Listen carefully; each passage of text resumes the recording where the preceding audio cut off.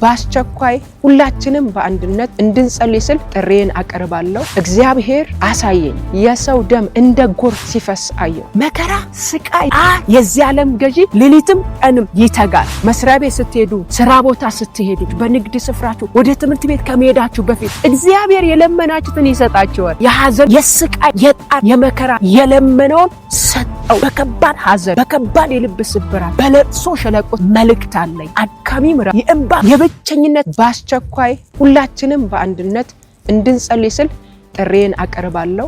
እንደምታውቁት ለ90 ቀን እየጸለይኩ ነው ያለሁት። ዛሬ 82ኛ ቀን የጸሎት ቀን ነው። በዚህ ቀን ላይ እግዚአብሔር ስለ ሳውዝ አፍሪካ ምድር አሳየኝ።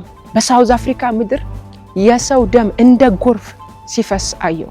ይህንን ካየሁ በኋላ በርካቶች ፊታቸው በእንባ ተሸፍኖ ልባቸው በሐዘን ተሰብሮ አየሁ። ይህንን ራእይ እንዳየው በእግዚአብሔር ፊት እጸልይ ነበር። እየጸለይኩ ያለ ጌታ እንደዚህ ያለኝ፣ ምድሪቱ ላይ ድንጋጤን ሊያደርግ፣ የሰዎችን ነፍስ ሊነጥቅ፣ የብዙዎችን ልብ ሊሰብር ያለ ክፉ አዋጅ አለ። ስለዚህ እየተቃወማችሁ እያፈረሳችሁ ጸልዩ አለኝ። ከዚህ ቀደም ከወራት በፊት ስለ ሳውዝ አፍሪካ ጌታ የተናገረኝን መልእክት ነግሬያቸዋለሁ። ይህንን መልእክት ግን ልክ ስሰማ ልቤ በጣም ከበደ። በእግዚአብሔር ፊት እየጸለይኩ ነበር። እዚህ መልእክት ላይ በእግዚአብሔር ፊት እየጸለይኩ ያለ ጌታ መልሶ ምን አለኝ? ስለ ፍሪ ስቴት ጸልይ አለኝ። እንግዲህ ታውቃላችሁ፣ በሳውዝ አፍሪካ ያላችሁ፣ በተለይ በፍሪ ስቴት አካባቢ ያላችሁ በእግዚአብሔር ፊት ጸልዩ። ደግሞ በሳውዝ አፍሪካ ያላችሁ ሁላችሁ በሰው ልጆች ላይ ጠላት ሊያደርግ ያለውን ክፉ ሐሳብ እየተቃወማችሁ ጸልዩ። በሳውዝ አፍሪካ ያላችሁ ሁላችሁ በዚህ መልእክት አጥብቃችሁ ጸልዩ። እኛም እንጸልያለን።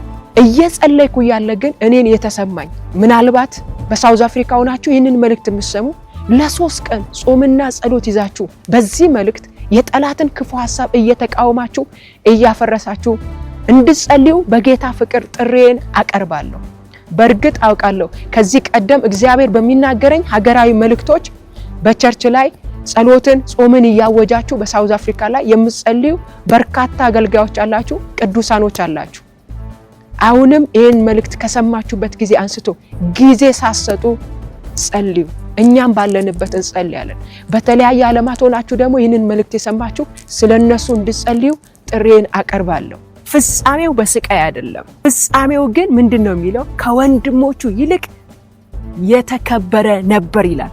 ከወንድሞች ይልቅ ተጽዕኖ ፈጣሪ፣ ከወንድሞች ይልቅ ተሰሚ፣ ከወንድሞች ይልቅ ተደማጭ፣ ከወንድሞቹ ይልቅ ኃያል የነበረ ሰው ነው። ታዲያ ሲወለድ በመከራ የተወለደ፣ በጣር የተወለደ፣ ከዚህ የተነሳ ያቤጽ የተባለ ስቃይ ተብሎ ስም ይወጣለት፣ ጣር ተብሎ ስም ይወጣለት ያቤጽ በእግዚአብሔር ፊት በጸለየው ጸሎት ታሪኩ ሲቀየር ታያላችሁ። ሕይወቱ ሲቀየር ታያላችሁ። ያቤጽ በእግዚአብሔር ፊት የጸለየው ጸሎት እጅግ ጠንካራ አስደናቂ ጸሎት ነው። ያቤጽ በሕይወት ዘመኑ ላይ የተከበረ እንዲሆን፣ ተጽዕኖ ፈጣሪ እንዲሆን፣ ተደማጭ እንዲሆን፣ ኃያል እንዲሆን፣ ከወንድሞቹ ይልቅ የተከበረ እንዲሆን ያደረገው እግዚአብሔር ነው። ምክንያቱም ያቤጽ የጸለየውን ጸሎት እግዚአብሔር ስለሰማው። የሰፈር ሰው ሲጠራው መከራ፣ ስቃይ እያለ ነው የሚጠራው። እናቱ ስትጠራ ጣር እያለች ነው የሚጠራው። ወዳጆቹ ሲጠሩት ከልጅነቱ ጀምሮ ያቤጽ እየተባለ ነው የተጠራው። ያቤጽ የሚለው ስም የሰማ ሁሉ በቃ ይህ ሰው በመከራ የተወለደ ነው፣ በጣር የተወለደ ነው፣ በስቃይ የተወለደ ነው ብሎ ሁሉም ሰው ያውቃል። ግን ሕይወቱን የሚቀይር ዘመኑን የቀየረ ከወንድሞች ይልቅ ተጽዕኖ ፈጣሪ የተከበረ ሰው እንዲሆን ያደረገው እግዚአብሔር ጸሎቱን ስለሰማው ነው። ያቤጽም በእግዚአብሔር ፊት የጸለየው ጸሎት ስለተሰማለት ነው። ያቤጽም በእግዚአብሔር ፊት የጸለየው ጸሎት 4 ጸሎት ነው። የመጀመሪያው እንዲህ አለ፣ አቤቱ አለ መባረክን ባርከኝ አለ። አያችሁ፣ እግዚአብሔር እንዲባርከው ያቤጽ ወደ እግዚአብሔር ጸለየ። እግዚአብሔር ከባረከው ተባርኮ እንደሚቀር ስለሚያምን ያቤጽ አቤቱ አለ መባረክን ባርከኝ አለ። ለዛ ነው ከወንድሞቹ ይልቅ ያቤጽ የተከበረ ሰው የሆነው። በእግዚአብሔር ፊት የጸለየው ጸሎት ስለተሰማለት ነው። እግዚአብሔር ጸሎቱን ሰምቶ መልስን ስለሰጠው ነው። አቤቱ መባረክን ባርከኝ አለ። ታስታውሳላችሁ? እግዚአብሔር ለአብርሃም እንዲህ ነው ያለው፣ እየባረኩ እባርክሃለሁ። እግዚአብሔር ከባረከ ማን ሊያስቆም ይችላል? ሁለተኛው ጸሎት ያቤጽ ሀገሬንም አስፋ ነው። መጀመሪያ ስለ ራሱ ጸለየ፣ ከዛ በኋላ ሀገሬንም አስፋ አለ። ከራሱ ያለፈ ጸሎት ነው ያቤጽ የጸለየው። ስለ ሀገሩ ነው የጸለየው ያቤጽ። እግዚአብሔር ጸሎትን ሰምቶ እንደሚመልስለት አምኖ ነው የጸለየው ያቤጽ። ሀገሬን አስፋ። ሶስተኛው የያቤጽ ጸሎት እጅ ከኔ ጋር ትሁን አለ። ትክክለኛ ጸሎት። የእግዚአብሔር እጅ ከናንተ ጋር ከሆነ ማን ሊቋቋማችሁ ይችላል? እልፍ ሆኖ ቢነሱ፣ ተደራጅተው ቢነሱ፣ ተማምለው መክረው ቢነሱ፣ የእግዚአብሔር እጅ ከናንተ ጋር ከሆነ አንዳች ኃይል አይቋቋማችሁም፣ አያስቆማችሁም። ለዛ ነው ያቤጽ እጅ ከኔ ጋር ትሁን ብሎ የጸለየው። በሕይወት ዘመናችሁ የእግዚአብሔር እጅ በመንገዳችሁ ላይ ሲንቀሳቀስ ዝግ የሆኑ ደጆቻችሁ ይከፈታሉ። ጠላታችሁ ታልፎ ይሰጣችኋል። ምርኮ በምርኮ ትሆናላችሁ። በሳቅ በደስታ ትሞላላችሁ። ቤታችሁ በምስጋና ይሞላል። እጁ ይንቀሳቀስላችሁ። የያቤጽ ሶስተኛው ጸሎት እጅ ከኔ ጋር ትሆናል። የእግዚአብሔር እጅ ማሸነፊያችን ነው። የእግዚአብሔር እጅ ጠላትን ድል መንሻችን ነው። የእግዚአብሔር እጅ መቀጠያችን ነው። የእግዚአብሔር እጅ መበርቻችን ነው። የእግዚአብሔር እጅ ኃይልን ማድረጊያችን ነው። የእግዚአብሔር እጅ መሰወሪያችን ነው፣ መሸሸጊያችን ነው። የእግዚአብሔር እጅ ለኛ ከለላችን ነው። አራተኛው የያቤጽ ጸሎት እንዳያሳዝነኝ ከክፉ ጠብቀኝ ነው። ያቤጽ ወሳኝ ጸሎት አራተኛው መጠቅለያው ላይ ጸለየ። ራሴን በራሴ እጠብቃለሁ አይደለም ያለው። አያችሁ? እግዚአብሔር ነው ጠባቂያችን፣ እግዚአብሔር ነው ከለላችን፣ እግዚአብሔር ነው አቅማችን። እንዳያሳዝነኛል ከክፉ ጠብቀኝ